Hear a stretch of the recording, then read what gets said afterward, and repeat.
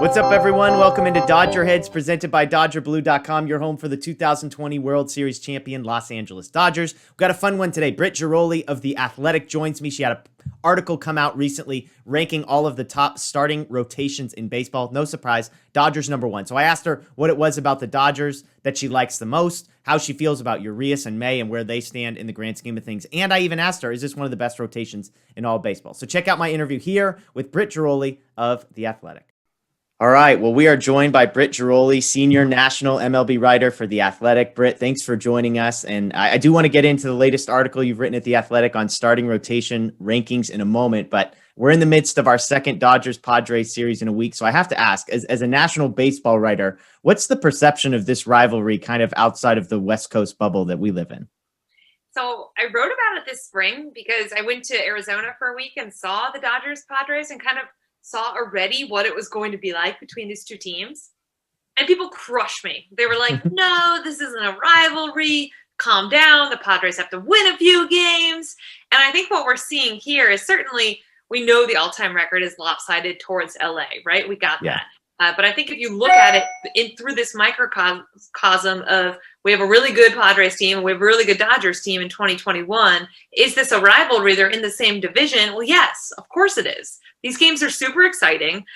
Being on Eastern time, I find myself unable to go to bed. So I almost wish they were a little more boring, selfishly, because you just can't turn them off in the fifth inning. There's no blowouts. Yeah. So I think this has very quickly become what baseball needs because the Yankees-Red Sox really hasn't been there over the last few years. This is kind of the new hot thing, and I'm really enjoying it from watching the Dodgers, who have, the history and obviously won last year, and then the feisty upstart Padres having covered Manny Machado for 8 years when he was in Baltimore. I don't think I've ever seen him so into a game and so, so full of like hustle and determination. And I think these games really matter to these guys.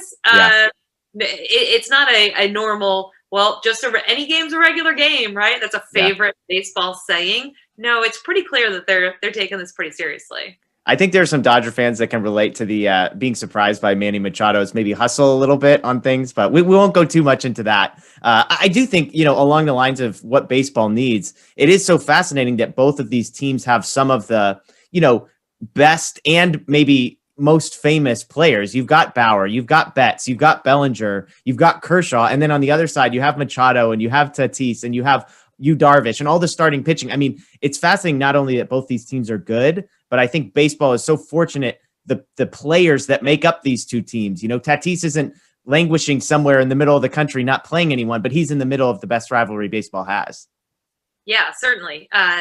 It's really star-studded. It's really fun to watch. You aren't sure what you're going to get every night, but so far, every time out, you've gotten a good game, which is really remarkable, honestly. You're kind of due for a dud or a clunker, lopsided either way, because we haven't had that so far. And it's funny, we talk about baseball having so many problems and how we have to make it more fun. And then you watch these games and you're like, baseball has no problems. Baseball's great, right? Just viewing it again through that tiny lens.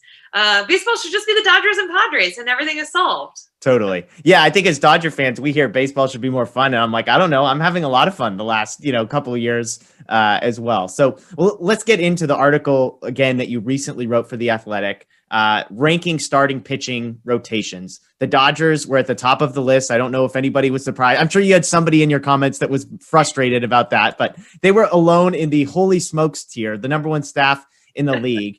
And I guess I want to ask this, and the easy answer is both, but I'm curious what you think.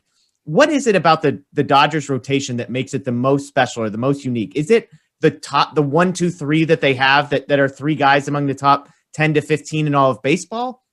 Or do you think it's more so that their number 4, 5, 6, 7 starting pitchers are all guys that probably belong somewhere in the top 30 or 40 in the league? Yeah, I think it's a little bit of everything. They have the talent, they have the depth, certainly. They have the star power. And early on, at least, you can't make any bold proclamations here in April, but they've all been able to go deep as well. Mm-hmm. And we've seen the Dodgers lineup kind of go through ebbs and flows, right? They had 8 runs scored over a 4-game stretch. Yeah. We've seen some issues for them in other facets, but that rotation has been really what has carried them, has been their pitching. And so I think you look at other teams, and certainly in Milwaukee right now, Corbin Burns, Brandon Woodruff, they were ranked right below there, and it's hard to find a more dynamic 1-2 punch right now. But the Dodgers' depth, to me, 1-5, 1-6, 1-7, 1-8. I mean, you look at what the Dodgers have been able to do, and they keep coming at you with all these arms, and that truly, to me, is why they're in kind of a category of their own. Yeah. Now, I know this is a complicated question, and when I answer it, I kind of think of it in tiers. But, I mean, at the top of the rotation, you have Bauer, Buehler, and Kershaw. Right now, if you had to kind of rank those three guys a little bit, how would you separate them? I mean, I know it feels like it's sort of everyone has their personal preference. There's the people that like Bauer and they like what he brings and the huge strikeout numbers. And then there's other people that just appreciate Clayton Kershaw for what he is. And they say, have you seen what he's done since that opening day clunker? And then you have Buehler, who's, I don't know if there's a pitcher in all of baseball that if I needed one game in my life dependent on it, I'd probably want Walker Buehler starting it. So at the top of the rotation, how do you sort of navigate those three guys? I don't think you do sit here and rank them. I think they're totally different guys. They're different pitchers.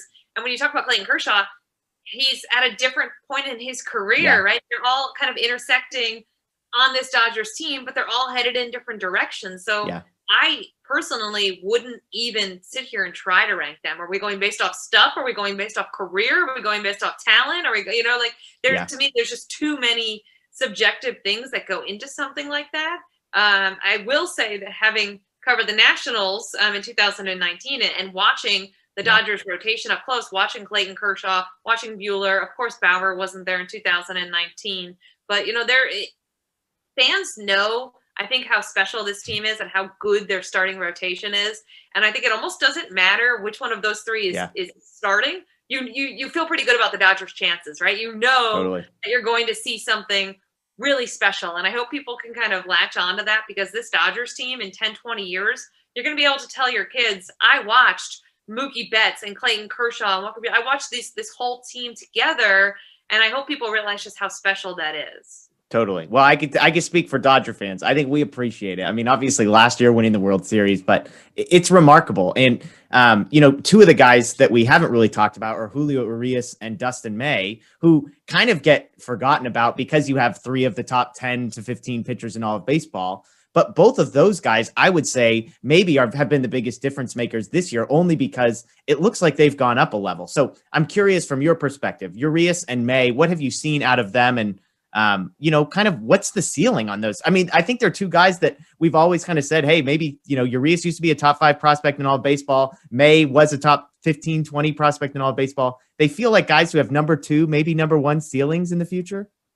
Yeah, they're so young. I think what people miss is, and you're right, they do get overlooked because of the bigger names. And what people miss is how they are already performing at this level. Like, the Dodgers didn't necessarily need to have either of these guys in their rotation. We talked about the depth. They're not just promoting these young guys to take their lumps. They're promoting these young guys because these young guys are good. Because they can handle the big leagues. And it's remarkable that a guy like Urias and Dustin May aren't really talked about because they're not the first or second guy in a rotation. And if you were to put them in a good chunk of the rest of baseball's rotations, they'd be the guy. Right? They would be either the ace or the number 2 guy, and they'd be the guy that the fan base kind of latches onto. So I think what's cool about the Dodgers is you have this next generation and the old generation, right? You have Clayton Kershaw and you have Dustin May. And you know that as long as Dustin May stays healthy, that he's going to be that link to this great Dodgers team and the next great Dodgers team. So I think baseball has a lot of really young talent. You look now and it's, Ozzie Albies and Ronald Acuna and Tatis and just these younger, fun Juan Sotos, these guys out there who aren't 25 yet. And I think when you look at this, when I look at the Dodgers rotation, that's what makes me really excited is Dustin May's not at his peak yet. No. Urias is not, these are not guys at their peak right now. These are guys still figuring out this league, and they're going to continue to get better. And I was talking about Urias a little bit on a previous podcast. He's a guy who's kind of really changed a little bit of his repertoire. Kind of added almost like a slurve pitch, it seems, a little bit. And to me, he's really someone to watch. He's someone that I think you look at Jesus Luzardo in Oakland, and I think Luzardo is a really good comp for him. Luzardo hasn't quite figured it out yet, but has that kind of talent, has that youth, could be that guy in Oakland. But what you have in LA is the chance for these guys to grow into those roles without the pressure, right?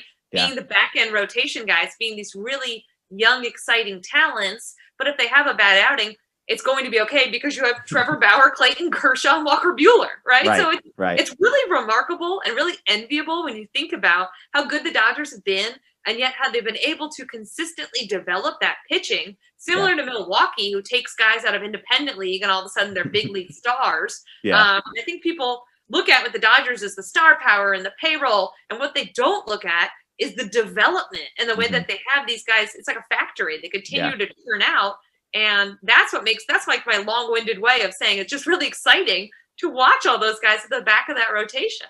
Yeah, I mean, Urias is 24, but people act like he's 28 because he's been up since he was 19. And we haven't even talked about a guy who's injured right now, Tony Gonsolin, who I actually thought might have been better than both of those guys coming into the season. And so that's just the depth. Obviously, David Price, Jimmy Nelson, Josiah Gray, if you want to go that way. So one last question on this front. You kind of hinted at, hey, we're going to be able to tell our kids that we saw this group. What's the ceiling of this rotation? I mean, you note it's the best rotation in the league right now.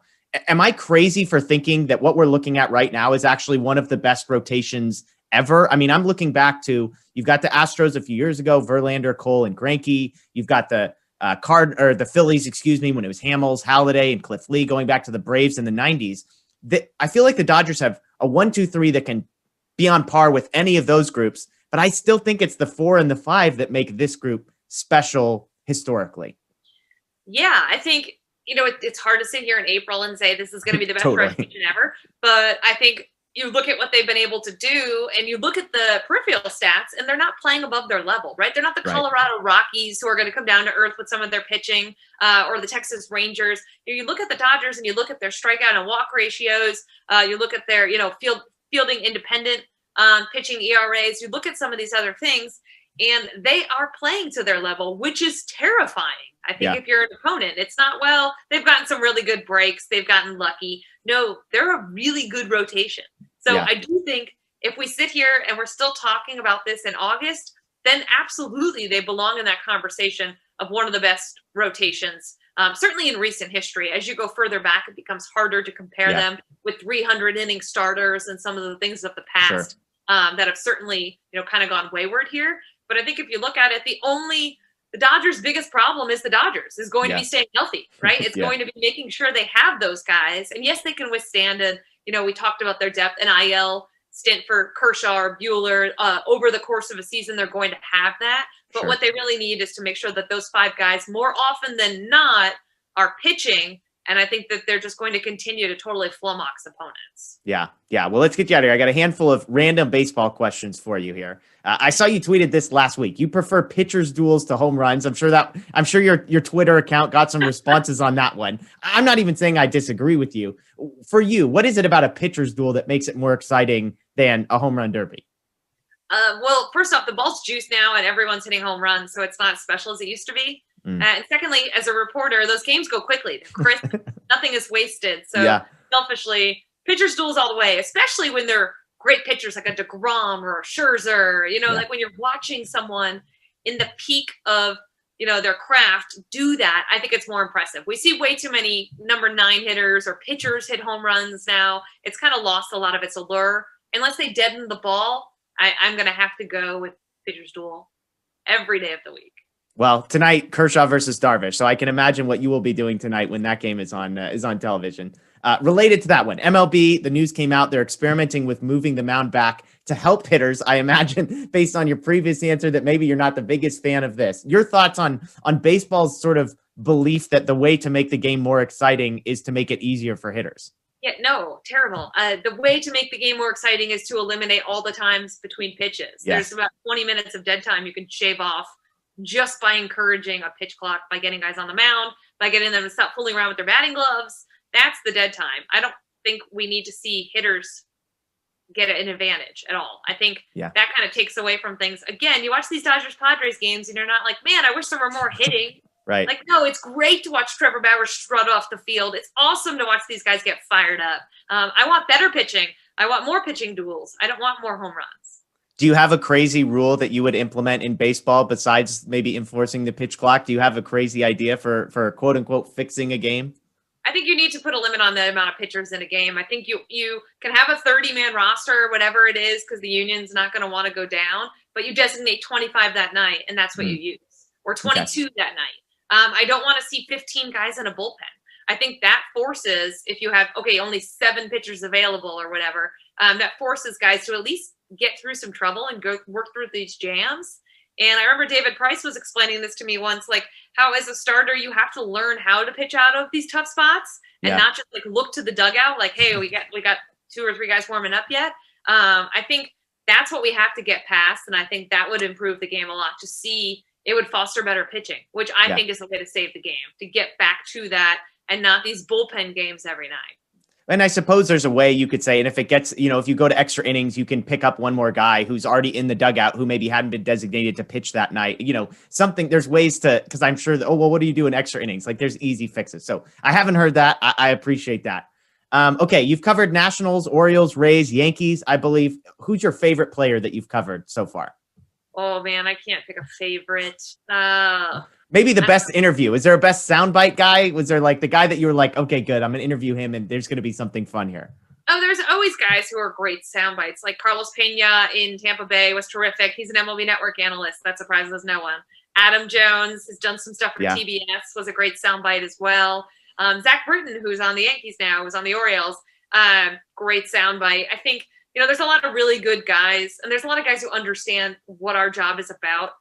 Those are always my favorite guys, the ones who treat you with respect and who know you're there to do a job and try to help you learn and understand more about the game.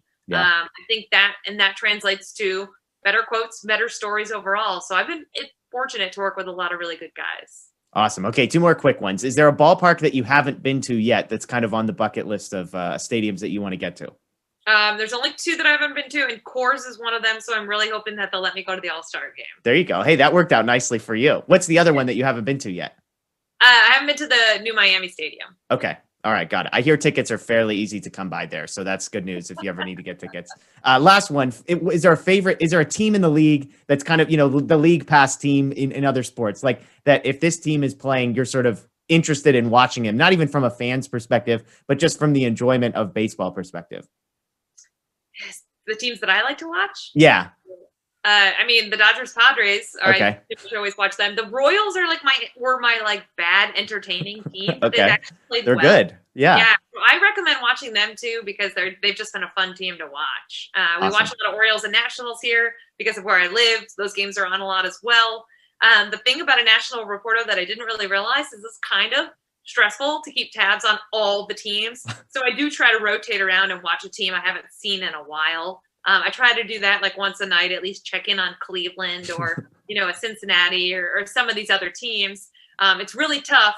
I love my job. I did not anticipate going from a team to a national reporter. Yeah. It's very tough to keep tabs on 30 teams at once. I do tend to skew towards the more exciting matchups like the Dodgers Padres, but you know what? They're just entertaining. I cannot miss them. I can't miss them to watch an Arizona Diamondbacks game. Well, the thing is from like until you're there, you forget that like all of these games are going on at the same time. So it's not like you can just watch 8 hours of baseball a day. It's like sometimes you get a day game and maybe that's a good thing. Maybe it's not a good thing. But when it's like 6 o'clock to 10 o'clock, it feels like every team in the league is playing. So I imagine it's challenging to keep up with everything going on there. Yeah, it is. But MLB has that new show on MLB TV called like The Inning Now, which is helpful. Okay. It's kind of like the red zone almost, which is all I've wanted. Is like, okay, something's going on here, because you channel flip and they're all on commercial at the same time.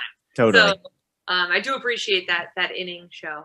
Awesome. Well, Brit, we appreciate your time. Thank you for joining us. You all can follow Brit on her Twitter, Brit_Ghiroli. You can read her stuff at The Athletic. She mentioned part of the Rates and Barrels podcast, which is great. So Brit, we appreciate your time. Thank you. Best of luck the rest of the season. Yeah. Thanks for having me on. The best team holding a trophy high in the air. The Los Angeles Dodgers, champions of the baseball world.